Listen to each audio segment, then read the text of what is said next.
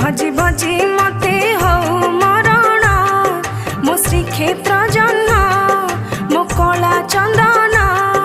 मो हृदय स्पंदन तो रूप को देखी देखी बुझुना